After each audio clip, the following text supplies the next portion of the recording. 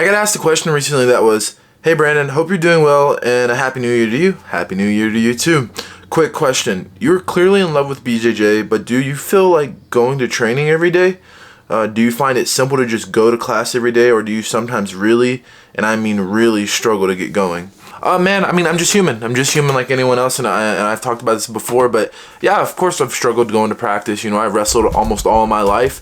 I struggled to go to practice. There were days where my knees were hurting, or my back was hurting, or my ankle was, just recovering from a sprain, but I was still good to practice. Or there were days where I stayed up too late and, was studying harder, playing video games or something.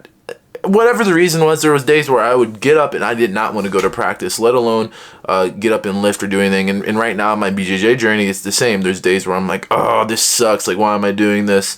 And it's super natural because we're human. But the thing is like what really separates, people who are not very good from people who do become good, or people who even become adequate in their sports, are the people who are willing to say, you know what, I don't feel great today, but I'm still going to go anyways and search for that thing that I can only find on the hard days, and search for, I find like defeating adversity is a skill, or overcoming adversity is a skill. And realistically, when you go to practice, when you don't want to go to practice, you've leveled up a little bit. It's like if you've ever played an MMORPG. I'm a huge nerd. I love anime too and stuff. So in animes or in these MMOs, there's always the moment where either you're the character, or that you're watching the main character who has this obstacle in front of them, and the whole story is, defined by them trying to find ways to overcome this obstacle. And is it comfortable for them? No, it's not.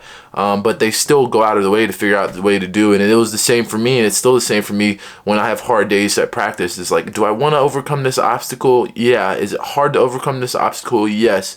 Is it impossible? No. And that's where you got to know, okay, well, it is a choice. It's a choice to continue to go to practice when you feel crappy. And eventually it becomes a habit.